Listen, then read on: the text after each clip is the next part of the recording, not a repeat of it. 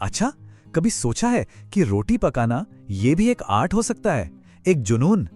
आज हम कृष्णा सोबती की कहानी के जरिए दिल्ली के एक ऐसे ही कलाकार मियां नसीरुद्दीन से मिलेंगे, जो कहते थे कि वो रोटी नहीं, अपनी विरासत पकाते हैं। तो चलिए मिलते हैं इस अनोखे कलाकार से। तो आखिर ये मियां नसरुद्दीन थे कौन? अरे भाई, उन्हें यूं ही नानबाइयों का मसीहा थोड़ी कहते थे। और क्यों ना कहते, वो कोई एक दो नहीं बल्कि पूरी 56 तरह की रोटियां बना सकते थे। जी हाँ, 56। ये कोई मामूली नंबर नहीं था, ये तो उनके हुनर का, उनकी कला की गहराई का सबूत था। तो जब लेखिका कृष्णा सोबती पहली बार उनसे मिली तो क्या देखती हैं? एक 70 साल के बुजुर्ग अपनी चारपाई पर बड़े आराम से बीड़ी के कश लगा रहे हैं। उनका चेहरा देखिए तो वक्त की लकीरें साफ दिखती थी, लेकिन आंखों में एक अजीब सी चमक थी, थोड़ी चालाकी और थोड़ा भोलापन एक साथ। और माथे पर वो एक मंजे हुए कारीगर वाला आत्मविश्वास बिल्कुल साफ नजर आ रहा था। और मजे की बात यह है कि ये मुलाकात कोई तय नहीं थी, बिल्कुल इत्तेफाक से हुई। हुआ यूं कि लेखिका एक दोपहर जामा मस्जिद के पास मटिया महल से गुजर रही थी। तभी उनकी नजर एक छोटी सी अंधेरी सी दुकान पर पड़ी। उत्सुकता में जब पूछा तो पता चला कि अरे, ये तो मियां नसीरुद्दीन की दुकान है। और वो कोई ऐसे वैसे नानबाई नहीं थे, वो थे खानदानी नानबाई। देखिए, मियां नसीरुद्दीन के लिए ना ये काम सिर्फ पेट भरने का जरिया नहीं था, बिल्कुल नहीं। उनके लिए तो ये एक कला थी, एक इबादत जैसी। वो अपने काम को बहुत इज्जत देते थे, बहुत फख्र करते थे और जीते भी थे एक कलाकार की शान से। तो अब जरा उनके काम करने के अंदाज को, उनके फलसफे को समझते हैं। उनका मानना सीधा सा था कि ये जो काम वो कर रहे हैं ये एक कला है और इसे पूरी लगन और सम्मान के साथ ही करना चाहिए। ये कोई रोज रोज की घिसी पिटी नौकरी नहीं है।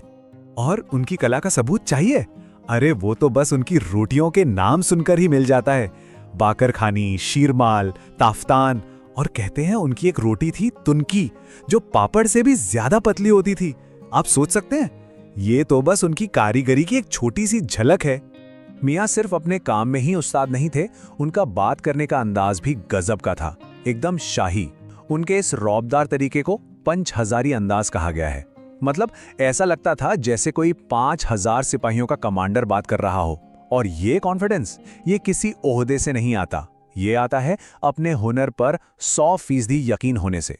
तो सवाल उठता है कि भाई, इतना हुनर आया कहां से? तो जवाब है विरासत से। ये उनका खानदानी पेशा था, मतलब पीढ़ी दर पीढ़ी यही काम होता आया था। और मियां को अपनी इस विरासत पर बहुत बहुत नाज था। और उनके विरासत भी थी शानदार। उनके दादा थे मियां कल्लन, अपने जमाने के बहुत बड़े आला दर्जे के नानबाई। फिर उनके बाद आए मियां के वालिद मियां बरकत शाही।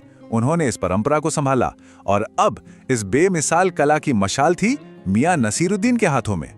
उनकी खानदानी कहानियों में जो सबसे दिलचस्प किस्सा है ना, वो है उनका शाही कनेक्शन।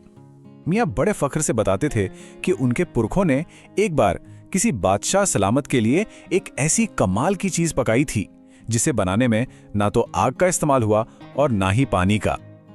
अब सोचिए, ये कहानी कितनी सच थी और कितनी कल्पना, ये तो कौन ही जाने। अब आते हैं मियां के सीखने और सिखाने के फलसफे पर, और ये बहुत ही दिलचस्प है। वो कहते थे कि असली तालीम, असली हुनर वो किताबों से या किसी की बातों से नहीं आता। नहीं, वो आता है सीधे काम करने से, अपने हाथ आजमाने से। उनका तो एक ही सीधा सा सिद्धांत था, काम करने से आता है, नसीहतों से नहीं।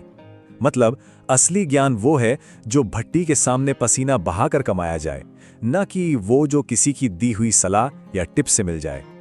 वो मानते थे कि हुनर सीखने का एक तरीका होता है, एक प्रोसेस होता है। उन्होंने बड़ी अच्छी मिसाल दी। बोले जैसे स्कूल में सीधा तीसरी जमात में दाखिला नहीं मिलता, अलिफ बे से शुरू करना पड़ता है।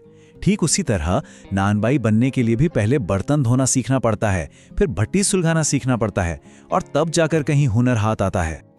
और बस यहीं पर आकर सारी बातचीत का माहौल ही बदल गया। जब लेखिका ने जरा कुरेद कर पूछा, मियां, आपके बुजुर्ग किस बादशाह के यहां थे? मतलब उन्होंने सीधा बादशाह का नाम ही पूछ लिया। और बस इसी सवाल ने मियां के आत्मविश्वास पर जैसे एक चोट कर दी। बादशाह का नाम सुनते ही मियां का रंग ही उड़ गया। उनके चेहरे पर एक चिढ़ आ गई, एक बेरुखी। लेखिका को लगा जैसे उनकी आंखों में एक दबा हुआ तूफान है, मानो किसी ने उनकी सबसे कमजोर, सबसे दुखती रग पर हाथ रख दिया हो। अब वो बादशाह का नाम तो बता नहीं पाए, तो उन्होंने बात ही पलट दी। लेखिका के सवाल को पूरी तरह नजरअंदाज करके अपने शागिर्द बब्बन मियाँ को आवाज लगा दी कि जाओ भट्टी सुलगाओ। शायद उनकी इस पूरी शानदार खानदानी कहानी की यही सबसे कमजोर कड़ी थी।